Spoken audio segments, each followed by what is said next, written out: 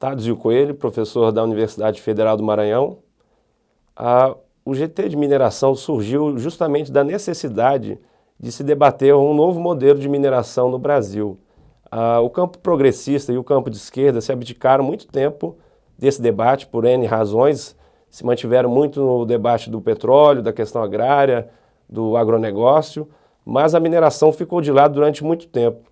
E hoje a gente percebe justamente essa necessidade de se debater por conta dos vários desastres e crimes cometidos pelas grandes empresas de mineração. Então, em 2016, a gente se organizou, intelectuais, professores, organizações populares com viés, com pensamento crítico em relação à atividade, justamente para debater o modelo existente de mineração e um modelo que a gente quer que esteja mais próximo dos interesses dos trabalhadores, das comunidades e do interesse popular. A importância do debate da mineração para o Projeto Brasil, ela é extremamente significante do ponto de vista de pensar que a mineração é um problema estrutural econômico brasileiro que se desdobra em problemas culturais, sociais e vai abrangendo uma gama da sociedade que entra em conflito com a questão mineral. Não só aqueles que estão nos territórios, mas todos aqueles que são lesados, sobretudo pelo saque mineral que nós temos secularmente no Brasil e que no último período piorou mais ainda. Então, se a gente for fazer uma relação, uma análise mais abrangente da mineração, hoje nós temos no Brasil mais de 80 bens minerais que são retirados diariamente do nosso subsolo por aproximadamente 3 milhões de trabalhadores, que aí nas suas especificidades, a grande maioria, segundo os últimos dados, praticamente quase 1 milhão já estão na situação de terceirizados, quarteirizados, quinteirizados, menos de 200 mil estão assegurados pelas carteiras assinadas, né, sobretudo depois da reforma trabalhista. Então nós vamos ter uma mão de obra extremamente precarizada, barateada e sucateada no mundo do trabalho das mineradoras. O que levou ao mundo do trabalho da mineração ser a atividade mais letal hoje no Brasil. A atividade é 4 vezes mais perigosa do que qualquer outro tipo de atividade e no dia a dia um trabalhador da mineração pode ter mais de 30 riscos de acidente do que qualquer outra atividade. Então, uma atividade que, como disse, mais mata, mutila e enlouquece hoje no mundo do trabalho no Brasil. Não à toa, Minas e Pará, os 2 principais estados minerados no Brasil, são os que mais têm problemas de acidente e de morte de trabalhadores. Se a gente for, então, analisar o período mais recente da mineração, nós vamos, sobretudo, ver os 2 episódios da Vale, Mariana e Brumadinho, nós vamos entender que a intensificação do ritmo mineral está associada à financiarização das atividades minerais. Então, 70% hoje da atividade mineral no Brasil está na mão de bancos, sobretudo transnacionais, Estados Unidos, Suíça e uma série de outros bancos mundo afora. E isso, então, na intensificação do ritmo da extração mineral, levou a gente a ter episódios como Mariana, como Brumadinho, o último de Brumadinho, com mais de 300 mortos entre trabalhadores e comunidades. E se nós formos abranger ainda mais, especificando ou pensando nesses 80 bens minerais, nós teríamos aí uma multidisciplinaridade da mineração, que vai desde os areais, né, os areais que nós temos em São Paulo, no Rio de Janeiro, Espírito Santo e muitas partes do Brasil, Rio Grande do Sul, sobretudo, que aí também entra uma das piores formas de trabalho precarizado. Eu acho que a empresa hoje que mais se aproveita disso é a Votorantim, pega todo esse trabalho semi-escravo, que são trabalhos de 12, 13, 14 horas por dia, embala essas areias, as britas, coloca lá um ISO 9002 e passa para 14 países da América Latina. Detalhe que a Votorantim não paga um único imposto para minerar os agregados da construção civil. E no último boom que teve da construção civil na América Latina, ela então teve uma margem de lucro de mais de 500%, porque ela não tem encargo trabalhista, ela não paga o que ela deveria pagar de contribuição financeira por exploração mineral para o governo brasileiro. Então toda a renda pública, vamos dizer assim, que teria que ser dividido com a sociedade, ela incorporou no seu lucro máximo. Além da Lei Candir, que foi sancionada em 1996, que isenta o pagamento de produtos, commodities minerais, agrícolas de pagarem o ICMS. Então, essas mercadorias circulam, as mineradoras não precisam pagar um centavo por ela. Então, Minas Gerais, hoje o Pará, são os que mais têm um déficit. Minas Gerais dizem que na ordem de quase 200 bilhões de reais e o Pará acima também de 40 bilhões de reais que os cofres públicos deveriam receber e repassar à sociedade em forma de educação, saúde. Então, veja que aquele que está em contradição com a mineração, então não é aquele somente que está no território, né, perderam seus territórios, suas casas, sendo inundada por barragens. Mas há uma gama na sociedade brasileira que está em contradição com a mineração. Talvez não saiba, mas no dia a dia, toda essa problemática, sobretudo financeira, que poderia ser desenvolvida de outras formas, acaba prejudicando a vida de muitas pessoas. E se nós formos pensar então a Vale, especificamente, que seria hoje a empresa que organiza o setor mineral brasileiro, vamos dizer assim, ou cria as pedagogias das piores maneiras possíveis para o setor mineral brasileiro, ela é uma empresa, talvez a única empresa do mundo, segundo dados do Observatório de Economia da Unicamp, que mais distribui dividendos para os seus acionistas. Então chegou a enviar para os acionistas num curto período, sobretudo mais recente, mais de 40 bilhões de dólares divididos entre os acionistas, sobretudo transnacionais financiarizadas. E a tabela dessa pesquisa mostra, é um texto acessível, está na internet, mostra que quem então, no detrimento do envio majoritário dessa renda para o capital financiarizado dos acionistas, os governos e o staff operacional da empresa foi reduzido e repassado para os acionistas a nível mundial. Então ela vai cortar 200 milhões de dólares que ela tinha, que ela utilizava na operacional das barragens, ela vai cortar. Uma verba, era 400 milhões de reais que ela tinha como uma verba anual, ela passa então a operar somente com 200 milhões de reais. Os trabalhadores tinham uma verba anual de operação para o mundo do trabalho, questão de segurança, logística, de aproximadamente 370 milhões de dólares, passa a 200 milhões, passa a 150 milhões. Então vai ter uma drástica redução e todo esse comboio de matança que vem, então, está atrelado ao modus operandi da Vale atuar no Brasil. E, de maneira geral, debater esse tema hoje, sobretudo no Projeto Brasil e nas várias esferas da sociedade, é debater um modelo de mineração que tenha um mínimo de racionalidade e que saia, é um longo período, vamos dizer, de crise do capital que também está atrelada a questão mineral, porque aí também o capitalismo em crise saiu ao mundo em busca de minerais. E nós temos aqui no Brasil, além do minério de ferro, que foi o carro-chefe, né, do último período, com a Vale no Pará e com a Vale em Minas Gerais, nós vamos ter uma corrida pelo ouro, então os garimpos de ouro na Amazônia também voltam a ser reabertos. Inclusive a Raposa Serra do Sol, que já tinha sido demarcada, passa a ter uma incidência de corrida pelo ouro e se a gente for aprofundizar, quem tem bancado esses garimpeiros são grandes empresas, por dificuldades de legislação para poder minerar na Amazônia, sobretudo numa terra demarcada indígena, passa a promover ou vamos dizer, bancar esses, tanto pelo ponto de vista do maquinário, mas da logística e da entrada, esses garimpeiros para que esse ouro tenha um lastro mundial.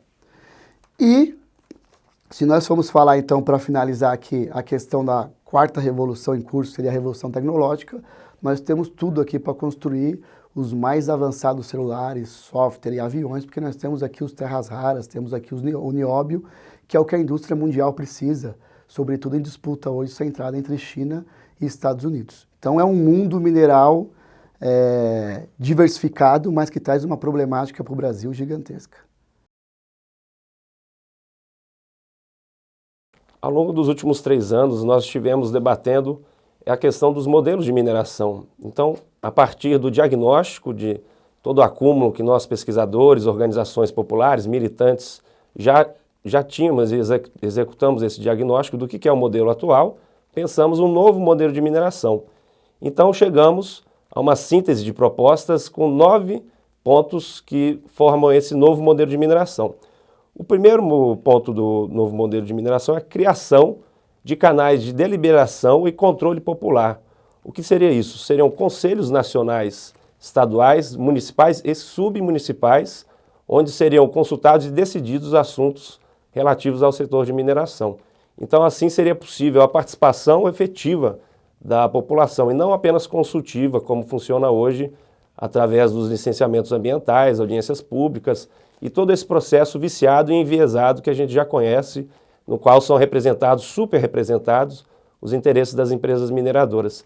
Então a gente vem com essa proposta dos conselhos nacionais, estaduais, municipais e submunicipais. É importante destacar que o submunicipal vem justamente para tentar equilibrar a assimetria de recursos políticos e econômicos que existe dentro do próprio município, que muitas vezes representa muito os interesses da população da sede do município, mas as populações rurais ficam subrepresentadas.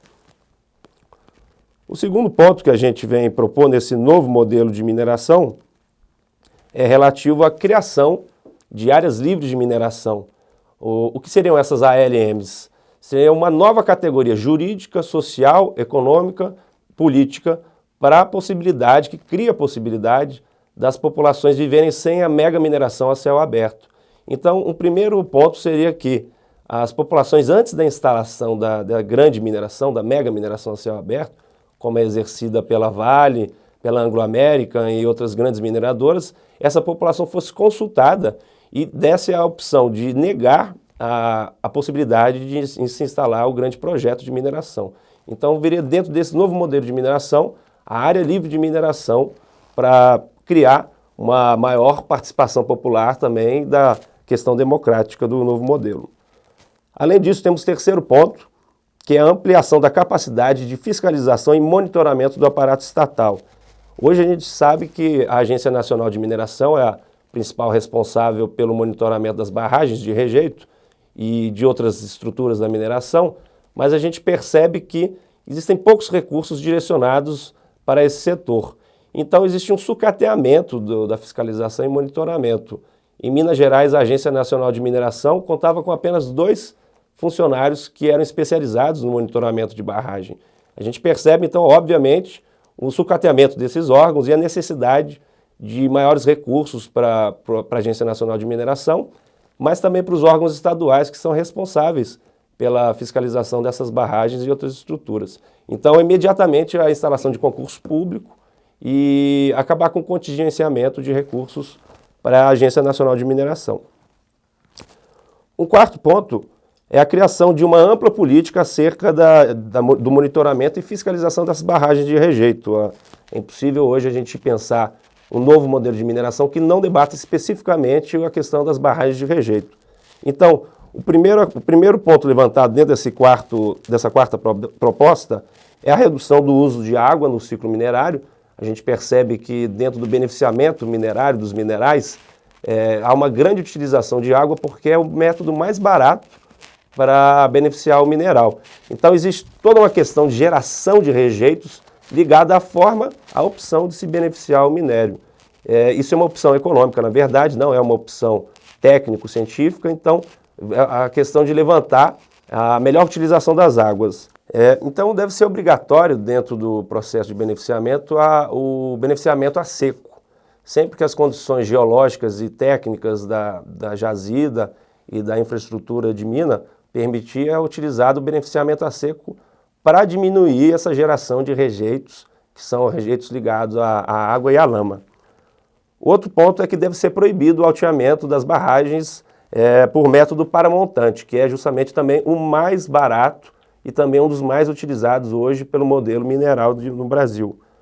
Também a criação de um limite máximo para a altura das barragens e a proibição de pessoas, de moradores que estejam imediatamente a jusante da barragem.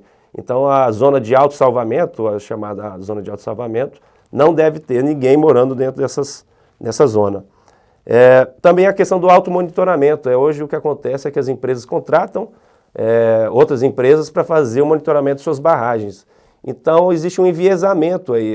É evidente que a empresa contratada vai produzir de acordo com os interesses e as demandas da mineradora. Então, é criação de um sistema de sorteio para que as pessoas e empresas que vão ser consultadas não sejam escolhidas pela empresa mineradora.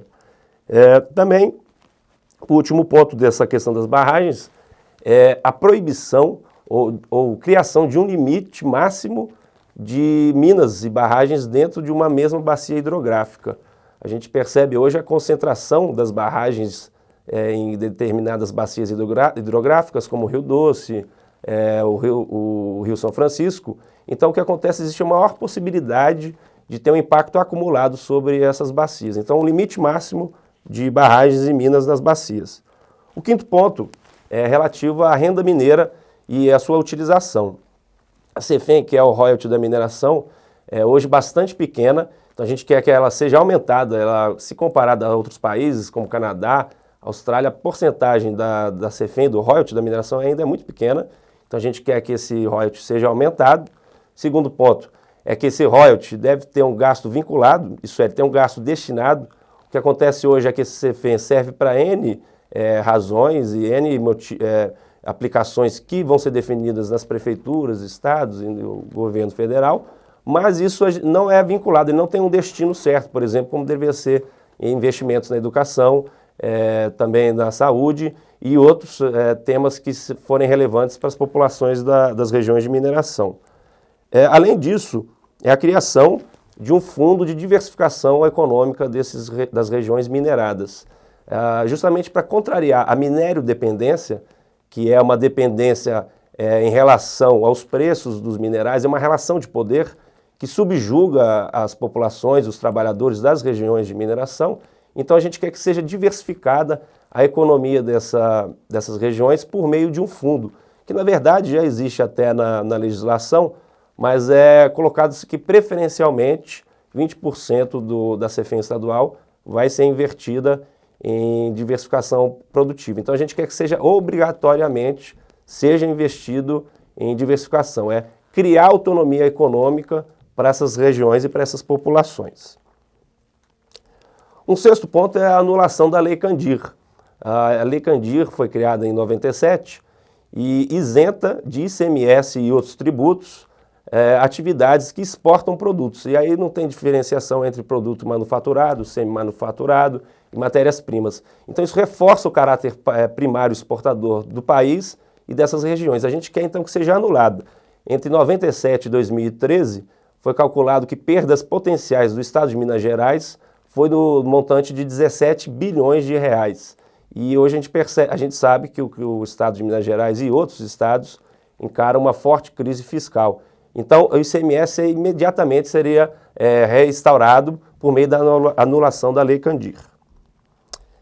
O sétimo ponto é que a gente defende que empresas com responsabilidade criminal em grandes acidentes, tragédias, como é o caso da barragem, em acidentes ampliados, como é o caso do rompimento da barragem do Fundão, o caso do rompimento da barragem 1, no Córrego do Feijão, e outras barragens que também romperam ao longo dos últimos anos, como da Herculano, de mineração, e da mineração Rio Verde. Então a gente quer proibir que essas empresas criminosas venham pedir a concessão de lavra de mineração durante algum tempo a ser definido. Seria uma forma de punição por conta desses crimes. Oitavo ponto é a criação de crédito e apoio técnico a cooperativas de garimpo.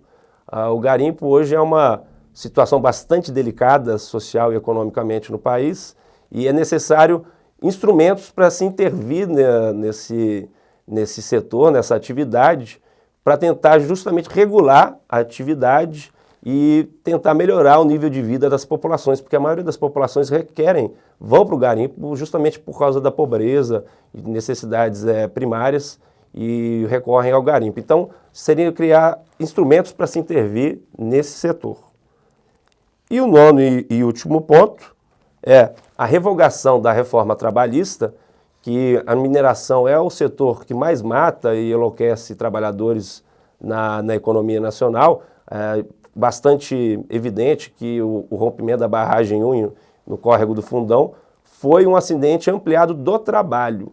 Então, as pessoas que morreram eram primeiramente trabalhadores da mina e outras pessoas que morreram ao longo do rompimento eram também trabalhadores de outras empresas, mas a terceirização e a sua ampliação da terceirização gera precarização das condições de trabalho, o que também está associado aos rompimentos e esses grandes crimes da mineração. Então a gente quer a revogação da reforma trabalhista e a aplicação efetiva pela Agência Nacional de Mineração da norma regulativa 22, que hoje a gente percebe que não é aplicada. Então seriam formas de melhorar a vida das populações, dos trabalhadores da mineração e ao mesmo tempo evitar a geração sistemática dos crimes do setor. Aproveito para convidar todos e todas a debater o novo projeto para o Brasil, um projeto ligado aos interesses populares, e interessa então entender os vários textos e vídeos que estamos aí colocando para todo mundo entender e entrar no debate, que é essencial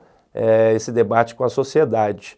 E para debater esse novo modelo de mineração, no nosso caso do GT de mineração, convido para ler o nosso texto sobre o novo modelo de mineração, nossa síntese, para que não crescemos mais sombrios como ocorre hoje nas regiões de mineração e criemos novas possibilidades para os povos e comunidades.